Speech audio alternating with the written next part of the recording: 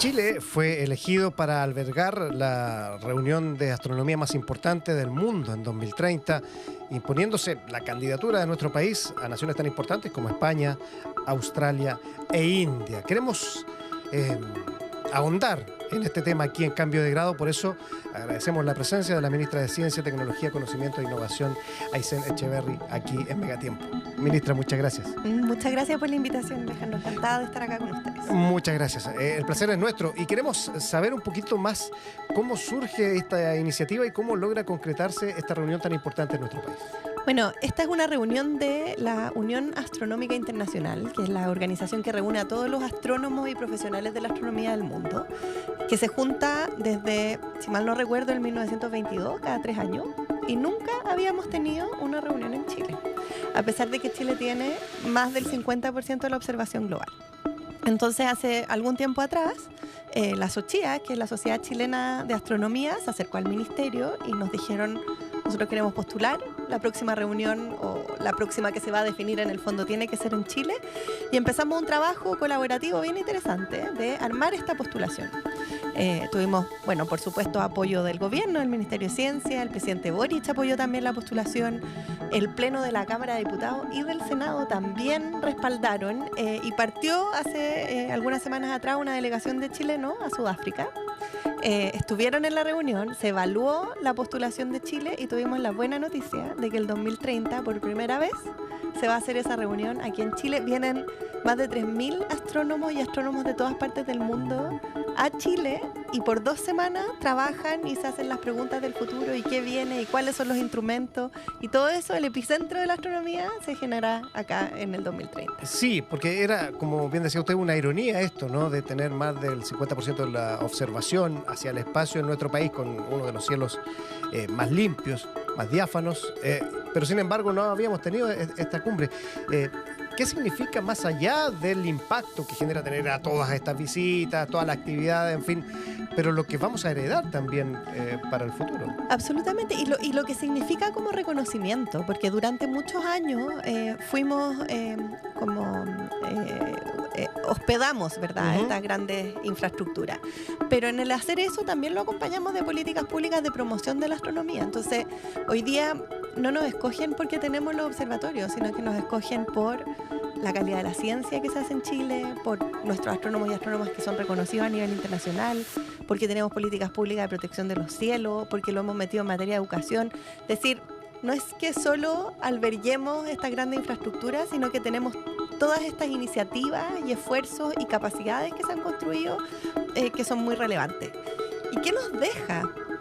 Es bonita esa pregunta. Nos deja la capacidad de soñar, que yo creo que es lo más importante, pero nos deja también el desafío de, bueno, ¿y qué más, verdad? La astronomía, sí, ya estamos en una posición de liderazgo, pero en mi opinión eso es como la punta de un iceberg de las capacidades de liderazgo que tiene Chile en muchas áreas vinculadas con ciencia y tecnología. Hay una especie de boom, al menos en las redes sociales, en donde muchos científicos están acercando precisamente a la ciencia a la gente, y una de esas ramas es la astronomía. Esto puede ser un impulso para que muchos jóvenes o muchos niños se interesen en el tema, más allá de saber las curiosidades que habitualmente a uno le enseñan.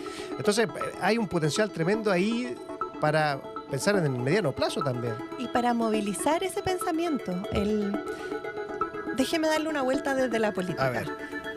Cuando ocurrió la última revolución industrial y creamos la máquina a vapor y el trabajo en serie, en fin, lo que ocurrió fue que cambió la sociedad completa. La gente se fue del campo a la ciudad, empezamos a tener contaminación como no habíamos visto nunca antes. Incluso los movimientos políticos esenciales como el socialismo o el neoliberalismo responden a una lógica asociada a ese momento.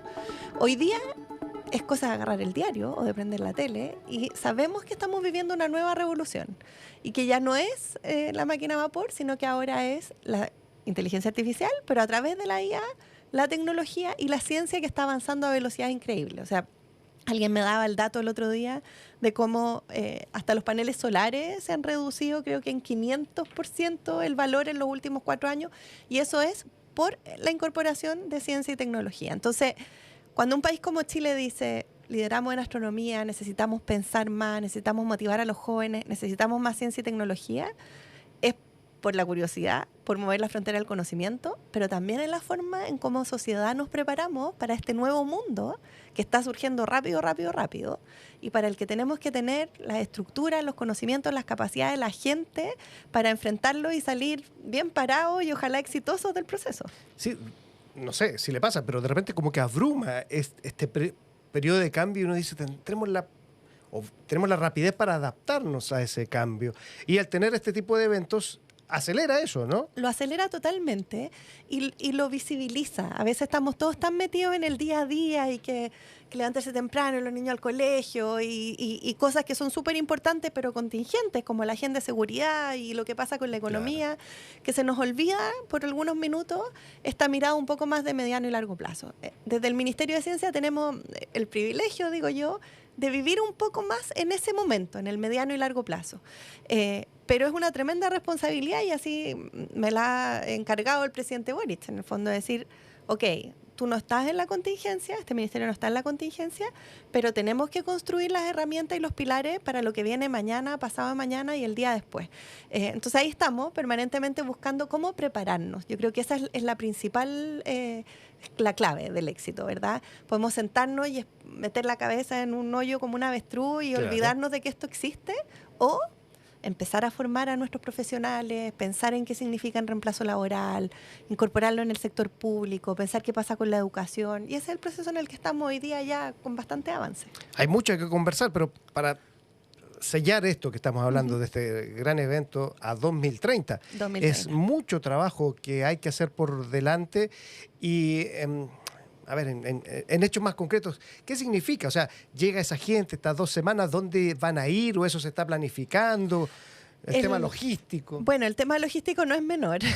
De hecho, a propósito de la postulación de Chile, vino una delegación de la Unión Astronómica Internacional a mirar infraestructura, logística, capacidad de transporte, capacidad hotelera, todo ese tipo de cosas. Así que por ahora gran parte de la reunión va a ser en Santiago, que es donde tenemos la mayor infraestructura para alojar y recibir a todas estas personas.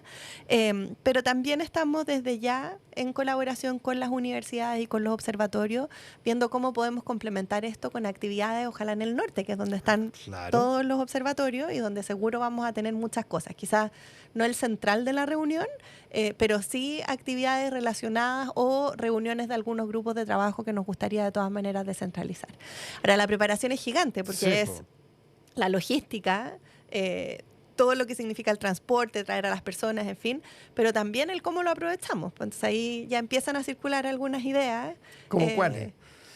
Yo tengo un sueño. A mí me encantaría llevar a muchos niños a los observatorios a propósito de la cumbre. Como poder ir y que lo vean. Yo tengo el privilegio como ministra de Ciencia de ir a muchos de esos lugares y realmente a uno le hacen explotar el cerebro. Ese es uno de los sueños. Y el otro tiene que ver con los planetarios. Estuve hace poco en la inauguración del planetario de Huechuraba, que hizo ahí el alcalde Cuadrado, y al menos nos tiene pensando en, bueno, cómo podemos poner más a disposición de niños y de jóvenes los planetarios, que son otra forma de experimentar esta ciencia de manera inmersiva y que de nuevo gatillan esos pedazos del cerebro que a veces están un poco dormidos y que si uno los enciende, pucha, te hacen pensar, ¿verdad? Que es lo más maravilloso.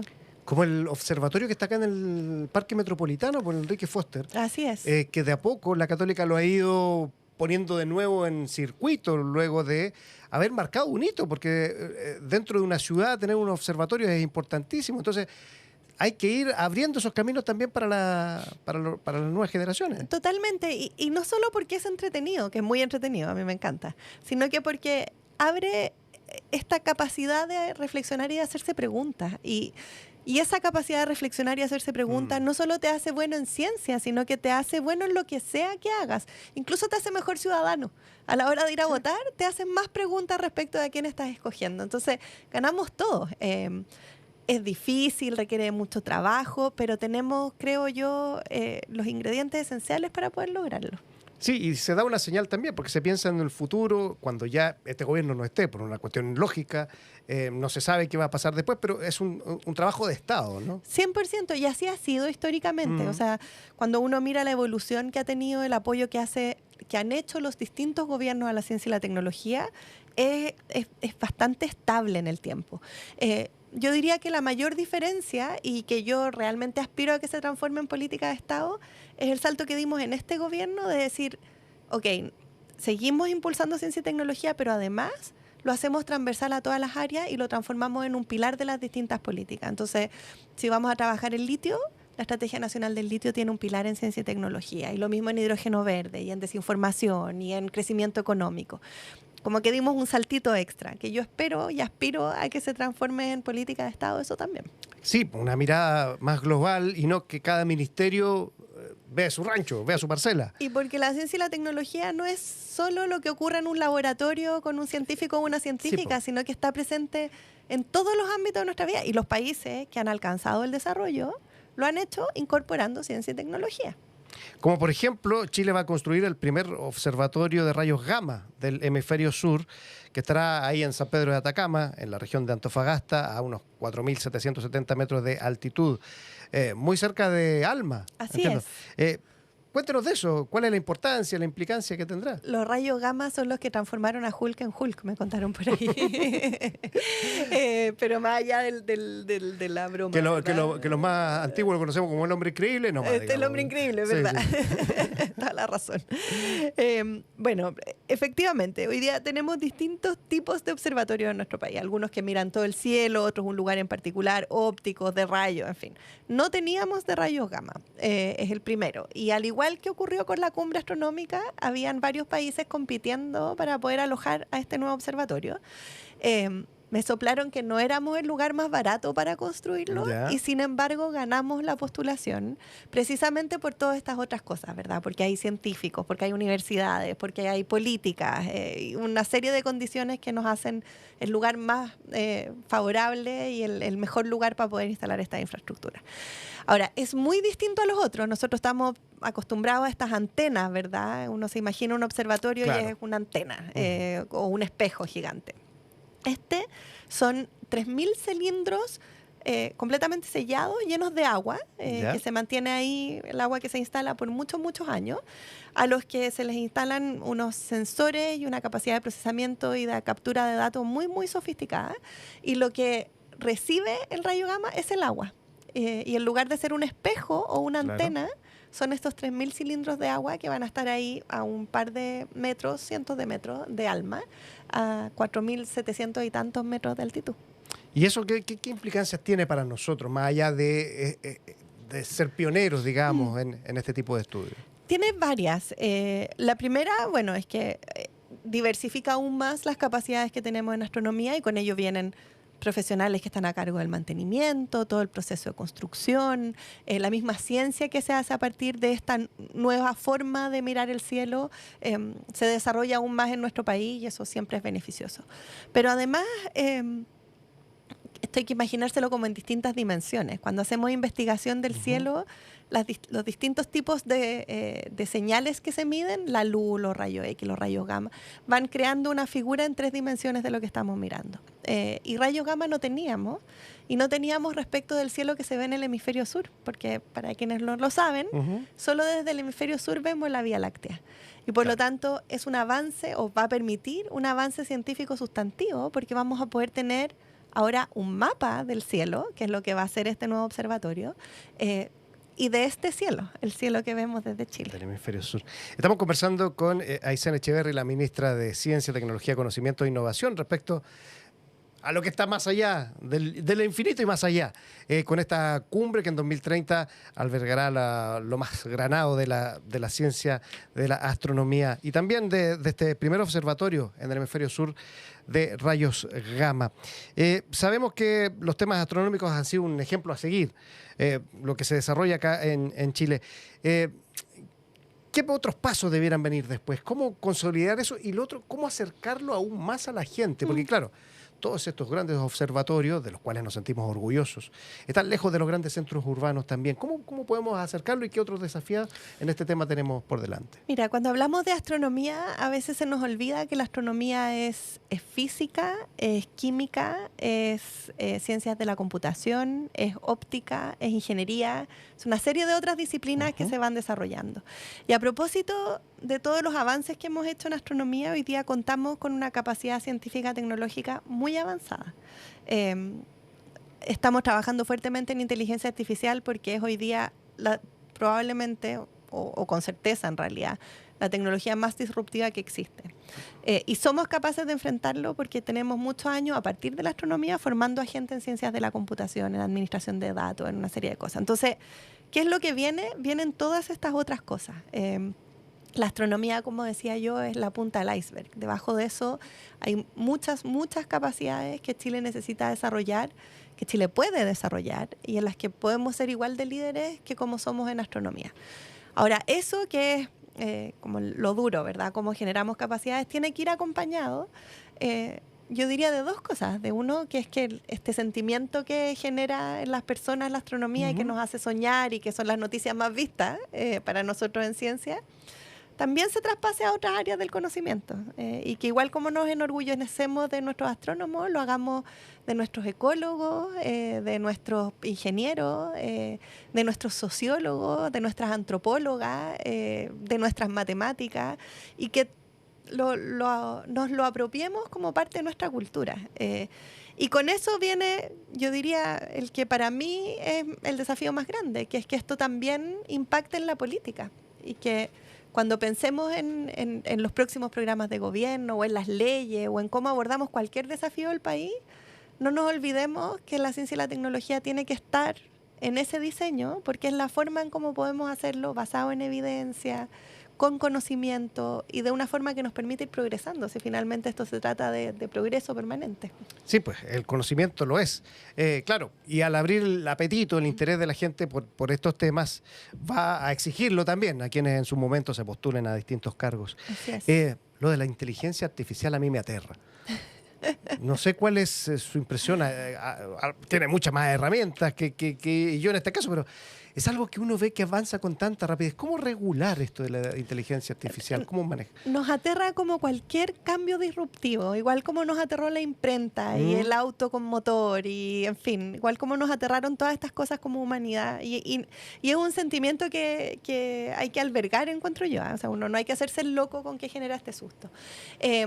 A ver, yo soy esencialmente optimista y es por eso que apenas me nombraron y que el presidente me encargó abordar este tema, hemos estado trabajando la inteligencia artificial desde una visión bien concreta, que es una herramienta que puede ser muy útil, que puede ayudar mucho en productividad, en mejores servicios del Estado, en más ciencia, pero que tenemos que asegurarnos de que sea desarrollado resguardando los derechos fundamentales, los derechos humanos de las personas. Y ese equilibrio entre promover la herramienta y al tiro resguardarla, hoy día lo estamos abordando de distintas áreas. Uno de ellos es la regulación. Ya tenemos una regulación para el uso de la inteligencia artificial en el Estado. Eso está vigente desde enero de este año. Y estamos tramitando, discutiendo en el Congreso, una ley para regular el uso de la inteligencia artificial desde una perspectiva de derechos humanos.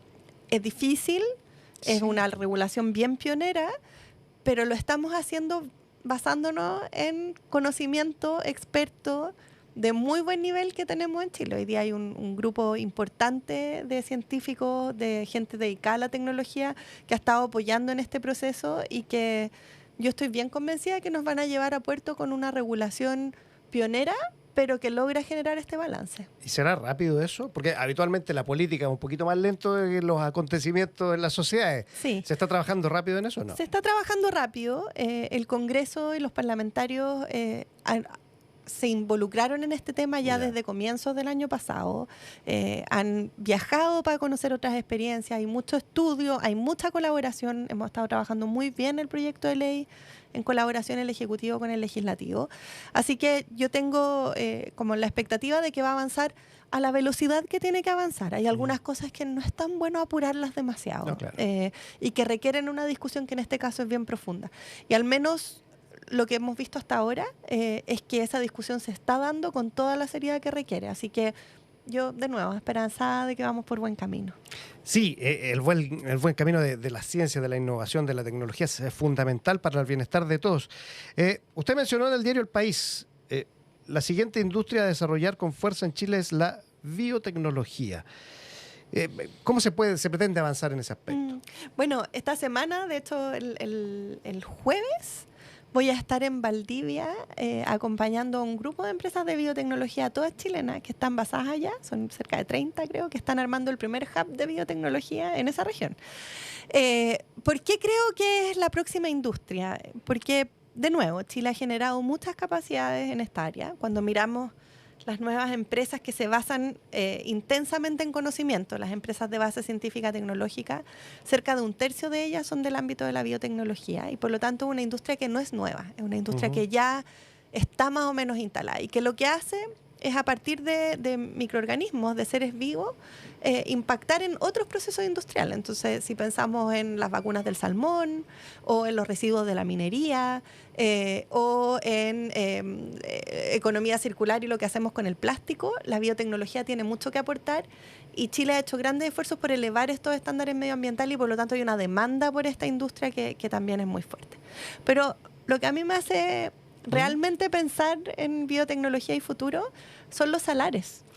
Ya, por el litio. Por todo lo que no es litio. Ya, a ver, ¿cómo? Los salares son estas lagunas Sí, claro, increíbles en el desierto, que son altamente salinas y que se exponen a condiciones medioambientales que uno pensaría, nada puede vivir ahí. Exacto. Y sin embargo ahí viven los extremófilos, ¿sí? Que son microorganismos que pueden tolerar estas condiciones de salinidad, de temperatura, en fin, de todas estas características de entorno. Y viven. Y por lo tanto tienen un potencial de responder preguntas muy complejas en temas de salud.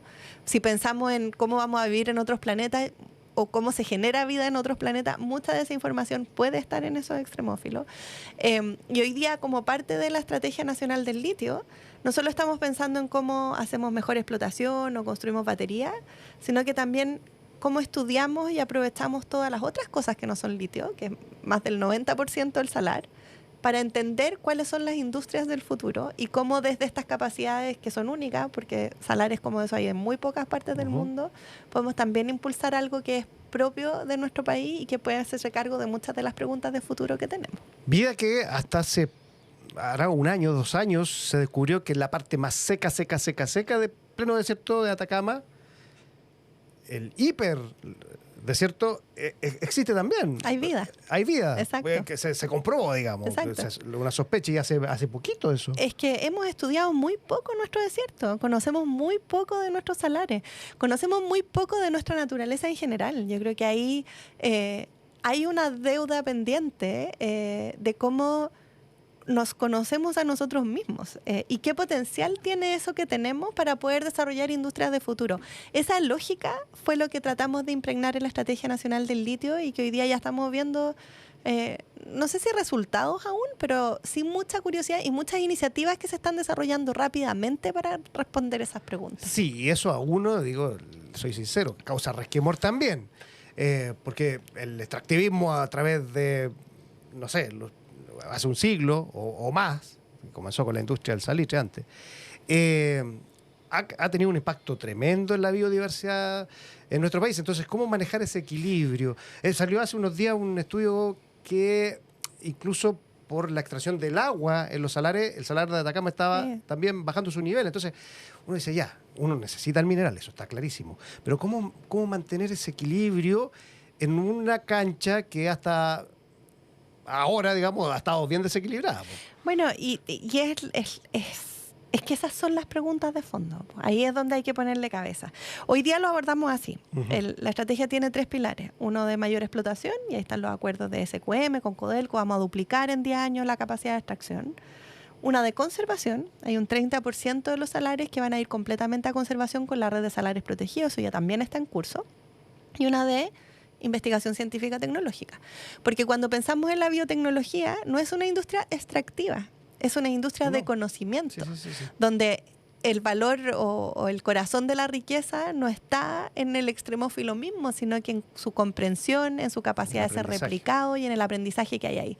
Entonces, cuando pensamos desde el Ministerio de Ciencia en esta lógica de cómo agregamos valor, ¿verdad? Lo hemos dicho mucho tiempo, tenemos que diversificar la economía y mejorar en valor agregado. Bueno, ¿cómo diversificamos y cómo agregamos valor? De nuevo, desde la ciencia y la tecnología, con capacidades que se han desarrollado en Chile que son muy buenas. Chile tiene muy buena ciencia. Sí, el tema que como que partimos al revés, históricamente hablando, digo yo. ¿Sí? Partimos... Pero hay aprendizaje. Pero hay aprendizaje y ojalá estemos a tiempo para seguir con eso.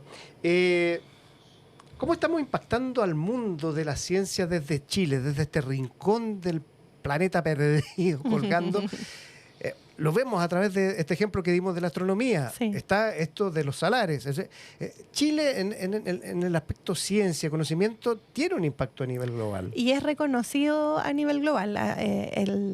Parte de la agenda internacional que ha planteado el presidente Boric es el demostrar el liderazgo científico-tecnológico. Entonces, me toca acompañarlo a muchas de estas giras.